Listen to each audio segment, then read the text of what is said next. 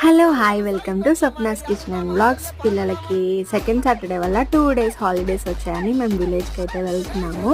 అయితే విలేజ్కి వెళ్ళే దారి మధ్యలో మాకు ఇలాగా రేణుక ఎల్లమ్మ తల్లి టెంపుల్ ఉంటుంది. మేము ఎప్పుడు వచ్చినా కుదిరినప్పుడు అయితే ఇక్కడికి వచ్చి దర్శనం చేసుకుంటాము. అలాగే ఈసారి కూడా దర్శనం కోసం వచ్చాము. ఇప్పుడు బోనాల సీజన్ కాబట్టి చాలామంది ఉన్నారు. ఇక్కడ ఏ గుడికి వెళ్ళినా మా చిన్నోడైతే గంట కొడతా అని ఏడుస్తాడు. నెక్స్ట్ లోపలంతా చూసాము, బాగుంది.